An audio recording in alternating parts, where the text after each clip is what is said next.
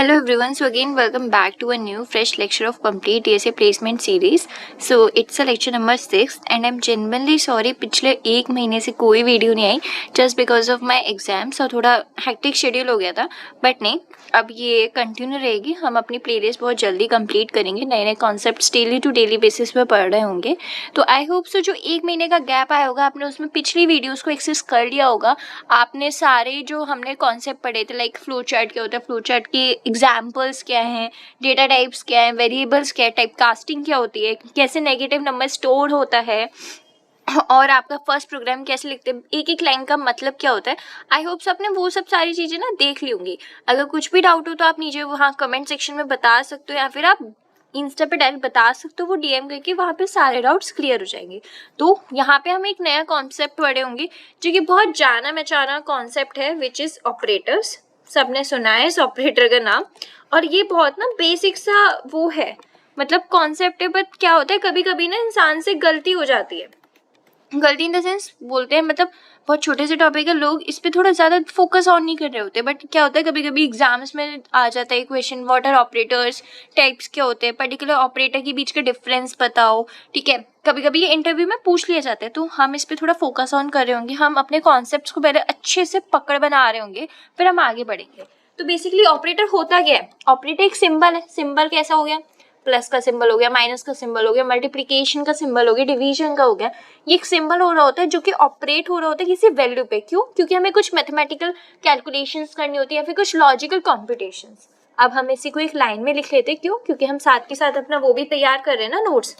तो ये आपके लिए भी आसान होगा, थोड़ा इजी पड़ जाएगा. इट इज़ अ सिंबल जो कि ऑपरेट्स हो रहा होता है किसी वैल्यू पर, जो कि ऑपरेट्स होता है वैल्यू पे. क्यों? क्योंकि कुछ परफॉर्म करनी होती हैं उसको, some specific calculations, specific mathematical calculations वो करनी होती है. तो मैथमेटिकल ले लो या फिर कुछ लॉजिकल कॉम्पिटिशन्स परफॉर्म करने होते हैं. ठीक है, तो आई होप सो ये आपको लाइन का मतलब समझ में आ गया होगा. ठीक है, कि क्या होता है, एक सिंबल हो रहा होता है जो कि ऑपरेट होता है किसी वैल्यू पे. क्यों? क्योंकि हमें कुछ स्पेसिफिक मैथमेटिकल या फिर कुछ लॉजिकल कॉम्पिटिशन्स परफॉर्म करनी होती हैं. ठीक है, सॉरी मैथमेटिकल की स्पेलिंग गलती हो गई, ई आप देख लेना, कर लेना. ठीक है, आता है अब नेक्स्ट कि अब हमने ऑपरेटर्स देख लिए. अब ऑपरेटर्स के टाइप भी तो कुछ ना कुछ होते ही होंगे. ऑफ कोर्स ऑपरेटर्स के टाइप होते हैं. तो पहले ना मैं आपको सारे ऑपरेटर्स के टाइप यहाँ लिख दे रही हूँ कि कौन कौन से होते हैं. First one is arithmetic, second is relational, and the third one is logical. एक minute, third one is logical, fourth one is bitwise. ये लॉजिकल और बिटवाइज में ना बहुत ज़्यादा कन्फ्यूजन होती है क्योंकि इसमें डिफरेंस माइन्यूट से होता है और इसकी ना जो वर्किंग प्रोसेस होती है उसमें बहुत ज़्यादा इशू हो जाते हैं. Issue in the sense problem समझ में नहीं आ रही होती, लोगों को ना हद से ज़्यादा कन्फ्यूजन हो जाती है. बहुत बेसिक सी चीज़ होती है, डिफरेंस होता है, बट इनका ना यूज़ भी बार बार हो रहा होता है. और हाँ, बट कोई नहीं, हम यहाँ पे अपने ये कॉन्सेप्ट क्लियर कर रहे होंगे, हमें कोई डाउट नहीं चाहिए, तो हम इस पर वर्क कर रहे होंगे. तो यहाँ पे हमने सारे ऑपरेटर्स के टाइप लिख लिए. अब हम जो पहला ऑपरेटर जो पढ़ने जा रहे हैं जो कि है अर्थमेटिक ऑपरेटर. अब जो अर्थमेटिक ऑपरेटर होते हैं ना, बेसिकली इसके भी ना दो टाइप्स ही होते हैं. ठीक है, अब आप ना अपने माइंड में ये मत सोचना अरे यार अभी तो हमने ऑपरेटर्स का वो पढ़ा था, ऑपरेटर्स होता क्या है. अब हमने टाइप्स देख लिए, अब उस पर्टिकुलर टाइप के अंदर भी टाइप है यार, मतलब हम नाम वाम कैसे याद रखेंगे. आपको मैं एक बात बोलूँ, आपको इतना ज़्यादा ना ये याद करने की ज़रूरत नहीं कि पर्टिकुलर टाइप का क्या टाइप होता है. बस आप ये याद रखो कि अगर ये आपका नाम आ रहा है, जैसे यूनरी ऑपरेटर आ गया, आपको ये पता होना चाहिए कि यूनरी ऑपरेटर्स होते क्या है, क्या करते हैं वो काम. ये इतना ध्यान रखने की ज़रूरत नहीं कि भाई यूनरी ऑपरेटर भी एक टाइप होता है अर्थमेटिक का और अर्थमेटिक भी एक टाइप होता है ऑपरेटर्स का. इतना फोकस करने की ज़रूरत नहीं है. फोकस उस चीज़ पे करो कि आपको उस पर्टिकुलर वर्ड का मीनिंग पता होना चाहिए. ठीक है, तो जैसे कि अर्थमेटिक ऑपरेटर्स के दो टाइप होते हैं, यूनरी और बाइनरी. ठीक है, अब हम सबसे पहले ना यूनरी वाला करेंगे कि यूनरी होता है क्या है. ये बेसिकली आपने सुना हुआ होगा, इंक्रीमेंट, जिसका मैं आपका सिंबल भी बना दे रही हूँ जिससे क्लियर हो जाए. And the second one is decrement. ये दो टाइप के ऑपरेटर्स होते हैं, इंक्रीमेंट और डिक्रीमेंट. जस्ट अपोजिट इंक्रीमेंट समझ में आ गया तो आपको डिक्रीमेंट भी समझ में आ जाएगा. अब यहाँ पे ना एक चीज़ समझने की है, इंक्रीमेंट है, a की वैल्यू लेट सपोज 2 दे रखी और मैं बोल दूं कि a प्लस प्लस कर दो, आप तो ये समझोगे अरे यानी कि 2 बार प्लस का साइन आना है, यानी कि 2 को 2 a की वैल्यू जो भी दे रखी है आपको उसको 2 बार प्लस करनी है, क्योंकि यहाँ पे तो 2 बार प्लस का साइन है। ऐसा नहीं होता कि भाई जितनी बार प्लस का साइन हो उतनी बार वैल्यू प्लस करनी है, ऐसा कुछ नहीं होता। इसका मतलब ये है आपको जो 2 की वैल्यू है ना इंक्रीज करनी है बाय ओनली नंबर 1, आपको एक नंबर ज्यादा इंक्रीज करनी है, ये नहीं कि आपको 2 नंबर बढ़ाने हैं, ठीक है। आई होप ये चीज समझ में आ गई हो। सेम चीज ना डिक्रीमेंट ऑपरेटर की होती है, बट ये चीज और अच्छे से क्लियर हो जाएगी जब हम इसको ना ये कोड में कर देखेंगे। चलो आओ कोड करके देखते हैं, ठीक है। हम बेसिक से अपना वो लिख लेते हैं जो होता है कि हेडर फाइल वगैरह। आई होप सो जिन्होंने पहले की वीडियो देख रखी होंगी ना उनको ये वाला समझ में आ रहा होगा कि मैं क्या लिख रही हूँ, ठीक है। तो प्लीज पहले की वीडियो एक्सेस कर लेना, कॉन्सेप्ट नहीं समझ में आएंगे क्योंकि वे जो ना इंटरकनेक्टेड हैं, ठीक है। चलो हम यहाँ बोल देते हैं कि इन a की वैल्यू हम दे देते हैं 5, ठीक है, और इसको बढ़ा दो और फिर सी आउट कर दो। अब हमें पता है कि a की वैल्यू जो है वो सिर्फ एक बार ही बढ़ेगी, ठीक है, तो यानी कि 5 की वैल्यू 6 हो गई। ये तो हुआ नहीं 2 बार बढ़ गई, 5 + 5, 5 + 1 6, 6 + 1 7, क्यों? क्योंकि 2 बार प्लस का साइन दे रखा था। ऐसा नहीं होता, एक बार है यानी मतलब 2 बार दे रखा है यानी कि आपकी वैल्यू एक नंबर इंक्रीज होगी, ठीक है। अगर यहीं पर जस्ट अपोजिट हो जाता, माइनस दे देते तो यानी कि एक बार वैल्यू डिक्रीज होगी 4। आई होप से ये चीज समझ में आ गई होगी आपके, ठीक है। तो यूनिटरी ऑपरेटर को तो आप तो अच्छे से क्लियर हो गया होगा। अब बात आती है बाइनरी ऑपरेटर्स की। बाइनरी के भी ना बहुत सारे टाइप्स होते हैं और ये बेसिकली आसान होते हैं, आपने सुने ही होंगे। एडिशन, सब्ट्रैक्शन, मल्टीप्लिकेशन, ये तो सभी ने सुना है यार, बेसिक मैथ का बच्चा जानता है ये चीज़ तो। बट यहाँ पे ना थोड़ा सा जो आता है डिफरेंस वो आता है मल्टीप्लिकेशन में, वो वाले में थोड़ा डिफरेंस आता है। क्यों? क्योंकि आपने मॉड्यूल ऑपरेटर का भी कॉन्सेप्ट पढ़ा है, जब हमने फ्लो चार्ट वगैरह बनाए थे ना तो उधर आपने वो चीज़ पढ़ रखी है। बट ये ना डिवीजन वाले में थोड़ा सा आता है। कोई नहीं, हम जब अभी कोड करेंगे बताएंगे। तो इसका सिंबल तो पता ही है भाई, एडिशन का बेसिक सिंबल प्लस होता है, सब्ट्रैक्शन का माइनस, मल्टीप्लिकेशन का नॉर्मली हम ये यूज़ करते हैं, बट जब हम कोड कर रहे होते हैं ना तो this symbol is used, you got to know, ठीक है। डिवीजन होता है दिस, मॉड्यूल होता है दिस। चलो अब हम इस चीज़ को ना पर्टिकुलर इस चीज़ को कोड में करके देखते हैं तो और आसानी से चीज़ क्लियर हो जाएगी, ठीक है। यहाँ पे सी, यहाँ पे बना लो एक वेरिएबल सी का जिसमें आप a + b करा रहे होगे, ठीक है। आपने a की वैल्यू 5 दे रखी है, b की वैल्यू भी आप दे दो 5, ठीक है। तो आंसर क्या आना चाहिए? 2 बार आ गए, क्या आएगा? a + b 10। देखते हैं आंसर 10 आ गया, ठीक है। एडिशन वाला ऑपरेटर तो सही वर्क कर रहा है। माइनस कर दो तो क्या आ जाएगा? आंसर 0 आ जाएगा, क्योंकि 5 - 5 0 होता है, ठीक है। अगर मल्टीप्लाई कर दो तो क्या आ जाएगा? 25 आ जाएगा, 25 होता है 5 × 5। अब डिवाइड कर दोगे तो यहाँ पे आंसर क्या आ जाएगा? 1, क्योंकि 5 × 1 = 5 क्वेश्चन देता है। अगर यहीं पे हम मॉड्यूल ऑपरेटर लगा दें आंसर आ जाएगा 0, क्योंकि मॉड्यूल ऑपरेटर क्या रिटर्न करता है? रिमाइंडर। ये चीज़ याद रखना, ठीक है। जो हमारा ये जो मॉड्यूल ऑपरेटर होता है, ये जो हमारा मॉड्यूल ऑपरेटर होता है ना, ये हमारा जो रिटर्न कर रहा होता है वो हमारा रिमाइंडर होता है, ठीक है। इस चीज़ पे याद रखना कि मॉड्यूल ऑपरेटर क्या रिटर्न कर रहा होता है। अब बात आ जाती है डिवीजन की।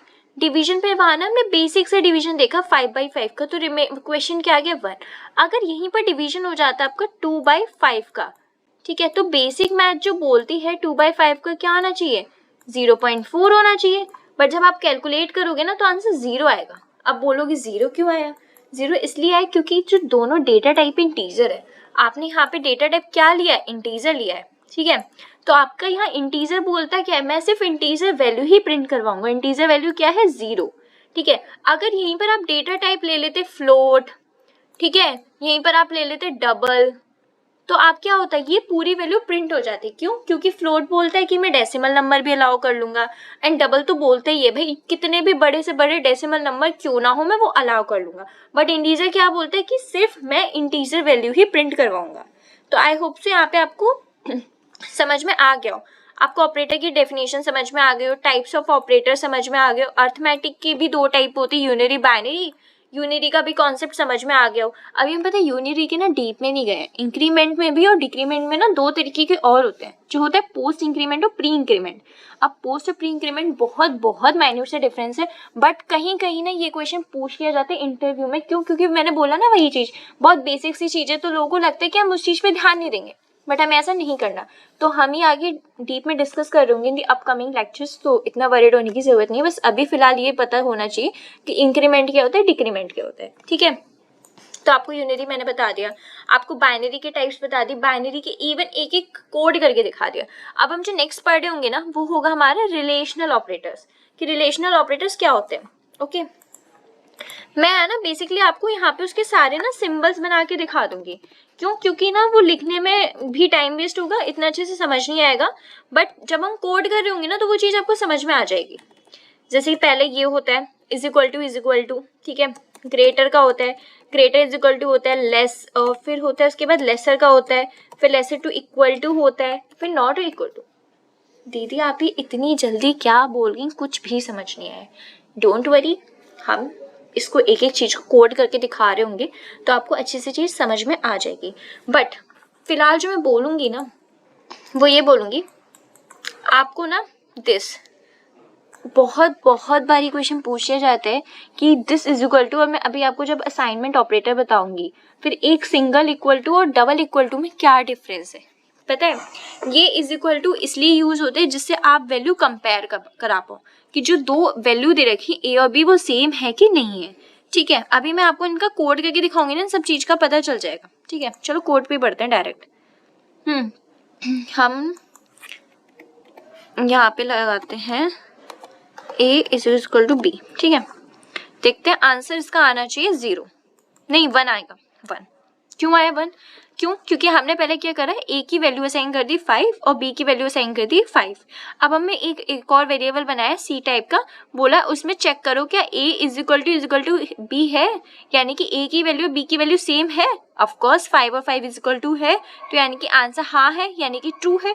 और हमें आगे जब हमने आपने पुरानी वीडियो लेक्चर देखे होंगे, मैंने स्टार्टिंग में ये चीज बताई थी कि 0 का मतलब फॉल्स होता है और 1 का मतलब ट्रू होता है। तो इसने क्या प्रिंट कर दिया 1।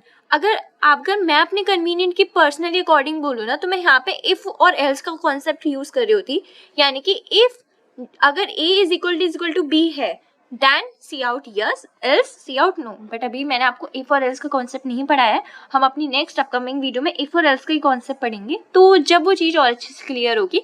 फायदा नहीं था अगर मैं इधर पढ़ा देती तो वो चीज़ ऊपर से चली जाती, बट यहाँ पे आपको 0 1 का कॉन्सेप्ट पता है, तो यहाँ पे आपको पता है कि 1 आंसर कैसे आ गया, ठीक है। अगर लग रहा है तो मैं 9 ले लेती, अब आंसर 0 आ जाता क्योंकि कंडीशन फॉल्स हो गई। देखो फॉल्स हो गई, तो आपको पहला वाला ऑपरेटर समझ में आ गया, इज इक्वल टू। अब हम देखेंगे ग्रेटर देन वाला। अब ये है क्या ए ग्रेटर है बी से? नहीं है, ए तो छोटा है, 0 आंसर आना चाहिए, 0 आ गया। अब हम देखेंगे क्या ये इज इक्वल टू भी है? नहीं, इज इक्वल टू भी नहीं है, 0 आंसर आना चाहिए, 0 आ गया। अब हम देखेंगे क्या ये बड़ा है बी ए से? ऑफकोर्स बड़ा है, आंसर 1 होगा, 1 आ गया। क्या ये इज इक्वल टू भी है? पर इज इक्वल टू तो नहीं है, पर बड़ा तो है ना, एक कंडीशन तो सेटिस्फाई है, तो आंसर 1 आएगा, 1 आ गया। अब आप देखेंगे कि लॉजिकल नॉट ये क्या करता है, जो आंसर ट्रू हो रहा होगा ना उसका जस्ट अपोजिट कर देगा। पहले तो ये चेक करेगा कि ए बी के इक्वल है, नहीं है ऑफकोर्स, नहीं, यानी कि आंसर फॉल्स आना चाहिए था, यानी कि 0, बट ये 0 का जस्ट अपोजिट 1 प्रिंट करवाएगा। क्यों? क्योंकि लॉजिकल नॉट लग गया, 1 प्रिंट करवा दिया, ठीक है। आई होप से मैंने आपको सारे ऑपरेटर्स कोड करके दिखा दिए, तो कोई इशू नहीं होगा, ठीक है। अब हम बढ़ते हैं थर्ड वाले पर, बट ये अभी हम थर्ड और फोर्थ नहीं कर रहे होंगे, लॉजिकल और बिटवाइज हम कल करेंगे, मतलब कल इन द सेंस जब हमारी नेक्स्ट वीडियो आएगी उस पे। क्यों? क्योंकि मैंने बोला ना स्टार्टिंग में लॉजिकल और बिटवाइज में थोड़ा कंफ्यूजन दे देते हैं, तो हम इसको बहुत अच्छे से क्लियर आउट करेंगे, ठीक है। अभी हम पढ़ेंगे असाइनमेंट और टर्नरी ऑपरेटर। तो पहले हम पढ़ते हैं असाइनमेंट ऑपरेटर, ठीक है। जो हमारा 5th नंबर है वो है हमारा असाइनमेंट ऑपरेटर, ठीक है। असाइनमेंट ऑपरेटर की वही सेम जैसे मैंने रिलेशन में करा ना, सिंबल बना कर दिखा देती हूँ, हम डायरेक्ट कोड में समझेंगे वो वाली चीज, ठीक है, कि उसका एग्जैक्ट मतलब होता क्या है, वो चीज हम कोड में समझ रहे होंगे, ठीक है, ठीक है। यहाँ पे इज इक्वल टू, ये मैं आपको ना एक चीज समझा देती हूँ, ठीक है। ये जो यूज होते हैं ना इज इक्वल टू, और इज इक्वल टू तभी मैंने बताया था ना कभी कभी डिफरेंस आ जाता है, double is equal to single is equal to में डिफरेंस क्या है, तो यही डिफरेंस है। डबल इज इक्वल टू जो होता है जब वो वैल्यू को हम जब कंपेयर करा रहे होते हैं जो वो जब यूज होता है, बट अगर जब single is equal to use हो रहे होते हैं यानी कि हम वैल्यू असाइन करवा रहे हैं, ठीक है। अब हम ये तो चलो अभी मैं आपको कोड के जरिए समझा दूंगी, बट ये plus minus plus is equal to का क्या मतलब है एक बार समझ लो तो ये बाकी के भी क्लियर हो जाएंगे। लेट्स सपोज ये क्या बन गया आपने दे रखा है a इज इक्वल टू 2, ठीक है। अब मैं बोल दूं a plus is equal to 5, ठीक है। अब जो नई वैल्यू होगी ना a की क्या होगी, आपने क्या बोला a plus is equal to 5, यानी कि आपने बोला a is equal to a plus 5। a की प्रीवियस वैल्यू क्या है 2, यानी कि 2 प्लस 5 क्या हो गया 7। जो नई वैल्यू होगी ना वो अब a की ये होगी। तो आई होप आपको ये चीज़ क्लियर हो गई होगी। हमारी जो प्रीवियस वैल्यू थी वो 2 थी, बट हमने ये वाला कोड लिख दिया कि a plus is equal to 5, यानी कि जो पुरानी वैल्यू है ना a की उसमें दिस नई वाली जो वैल्यू है वो ऐड कर दो, ठीक है। तो आपको नई वाली 2 प्लस 5 7। अब हम इसको ना कोड करके देखते हैं। चीज़ें ना कोड करने के समय ही बहुत हद तक क्लियर होती हैं, ठीक है। चलो अब हम क्या करते हैं, वैल्यू असाइन कर देते हैं। a को हमने असाइन कर दी 2। अब पहला ऑपरेटर तो यही यूज हो गया। सिंगल इज इक्वल टू मैंने क्या बोला था, जब यूज होता है जब हम अपनी वैल्यू असाइन कर रहे होते हैं। तो हमने a को क्या वैल्यू असाइन कर दी 2, तो अभी a में स्टोर हो गई। अब चलो हम a को वैल्यू प्रिंट करवाएंगे तो ये वैल्यू 2 प्रिंट करके दे देगा, ठीक है। अगर हम यहीं पर बोल दें कि a plus is equal to 5 है तो क्या कर देगा 5 प्लस 2 7, वही वाला कॉन्सेप्ट जो मैं बताया था, 7 प्रिंट कर दिया। अगर मैं यहीं पर बोल देती माइनस, ठीक है, तो ये क्या करता a की 2 माइनस 5 माइनस 3, क्योंकि ये थोड़ा वैसे हो गया, रुको मैं a की ना माइनस वाली नहीं बता रही, वैसे आपको समझ में तो आ गया होगा, बट यहाँ पे ना मैं थोड़ा छोटा कर देती हूँ, उल्टा कर देती हूँ, ठीक है। अब 5 माइनस 2 क्या होगा 3 आंसर आएगा 3, क्योंकि वही वाला कॉन्सेप्ट हो गया ना जो मैंने आपको बताया था यहाँ पे। दिस प्लस माइनस वाले कॉन्सेप्ट हर उसमें लग जाएगा, माइनस वाले में, मल्टीप्लाई में, डिवीजन में, हर जगह यही कॉन्सेप्ट है, ठीक है। अगर हमें यहीं पर मल्टीप्लाई वाला दे दूं तो क्या हो जाएगा 10 हो जाएगा, 10 आ गया। अगर मैं यहीं पर डिवीजन वाला दे दूं तो क्या हो जाएगा 5 डिवाइडेड बाई 2, यानी कि 2 आंसर आ जाएगा। क्यों, क्योंकि मैंने बोली है कि डिवीजन में क्वेश्चन देखते हैं और मॉड्यूल में हम रिमाइंडर देख रहे होते हैं। ये लिखा है ना, मॉड्यूल में हम रिमाइंडर देख रहे होते हैं और जो डिवीजन है ना वो उसमें हम क्या देख रहे होते हैं, हम बेसिकली क्वेश्चन को ही देख रहे होते हैं कि हमारा जो क्वेश्चन है वो क्या है, ठीक है। ये वाली चीज क्लियर हो गई। तो आई होप सो अब आपको ना ये असाइनमेंट ऑपरेटर भी क्लियर हो गए होंगे। इतना कुछ बवाल नहीं है, ठीक है, बहुत बहुत बेसिक चीज है। बस एक बार आपको ना ये चीज पढ़ोगे ना, वीडियो भी देखोगे 2x में, डेफिनेटली आपको ये चीज क्लियर हो जाएगी। अब हम लास्ट पढ़ रहे हैं अपना टर्नरी ऑपरेटर, क्योंकि लॉजिकल और बिटवाइज हम बाद में कवर कर रहे होंगे। अभी हम पढ़ते हैं अपना टर्नरी ऑपरेटर। टर्नरी ऑपरेटर ना हम मोस्टली ये मानते हैं कि गुड वे नहीं है रिप्रेजेंट करने का। क्यों, क्योंकि जब हम अगर शॉर्ट लाइंस ऑफ कोड लिख रहे होते हैं जब तो ये ठीक है, बट जब मल्टीपल लाइंस ऑफ कोड आ जाता है ना वहाँ ये चीज इशू कर जाती है। क्यों, जैसे कि हम बड़े बड़े हैकाथॉन्स में पार्टिसिपेट कर रहे होते हैं, बड़े बड़े जगहों पे जब हम प्रोजेक्ट्स पे वर्क कर रहे होते हैं, तो ऐसा तो है नहीं कि यू आर दी ओनली 1% जो आप उस प्रोजेक्ट पे वर्क कर रहे हो। ऐसा है ना कि multiple peoples are working on the same project. तो आप अपनी लैंग्वेज उस समय टर्नरी ऑपरेटर क्या बोलते हैं कि एक ही लाइन में वो चीज लिख दो जो आपको लिखनी है। आप तो लिख दोगे बट क्या सामने वाला पर्सन कंफर्टेबल हो पाएगा पढ़ने में? नहीं। तो वो चीज ना वहां पे थोड़ा फेल कर देती है, थोड़ा वो माइंड में ना अजीब सी थिंकिंग ला देती है। तो इसलिए टर्नरी ऑपरेटर को आपको पता होना चाहिए कि what are the ternary operators, but it's better कि आप उस चीज को अवॉइड करो कि जिससे ना आपका कोड थोड़ा नीट और क्लीन लगता है, ठीक है।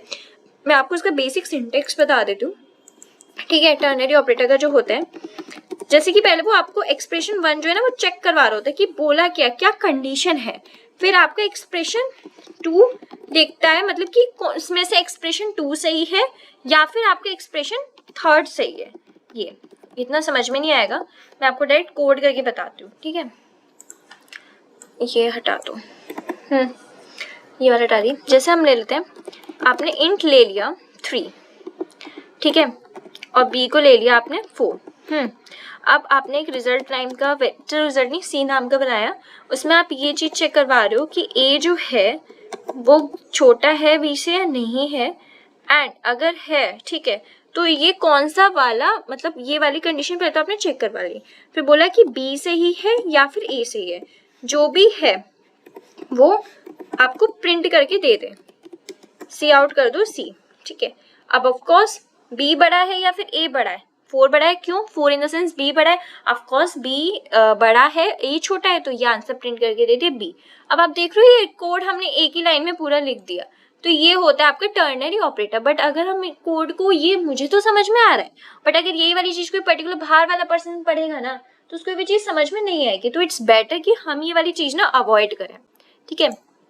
तो आज मैंने आपको क्या पढ़ा दिया, ऑपरेटर क्या होता है वो पढ़ा दिया, टाइप्स ऑफ ऑपरेटर पढ़ा दिए, अर्थमेटिक ऑपरेटर पढ़ा दिए, रिलेशनल पढ़ा दिया, असाइनमेंट और टर्नरी। आई होप आपको इस 4 जो मैंने आपको ऑपरेटर्स पढ़ाए इसमें कोई इशू ना हो। हम लॉजिकल और बिटवाइज नेक्स्ट वीडियो में कवर करेंगे, क्योंकि ये थोड़ा इंपॉर्टेंट टॉपिक है, आराम से कवर करेंगे। आज को आपको बेसिक फंडा क्लियर हो गया हो, अगर कुछ भी डाउट हो तो आप मेरे को कमेंट सेक्शन में बताना, ठीक है, वरना आप मेरे को इंस्टा पे बता सकते हो पर्सनल डीएम करके, मैं आपको वहाँ पे भी सारी चीज़ क्लियर कर दूंगी, ठीक है। और आप मेरी पुरानी वीडियोस को एक्सेस करना, समझना, अगर कुछ भी डाउट हो वहाँ भी सेम चीज़ करना, और मुझे बताना कमेंट सेक्शन में कि आपको प्लेलिस्ट कैसी लग रही है, मतलब पढ़ाने का वे सब कुछ ठीक लग रहा है कि नहीं। अगर कुछ इशू, अगर कुछ आप उसमें एडवाइस देना चाहते हो तो प्लीज़ बताना कि मैं और उन चीज़ों को बेटरमेंट कैसे कर सकती हूँ। बाकी till then keep learning, explore करो, और कुछ भी इशू हो तो बताना।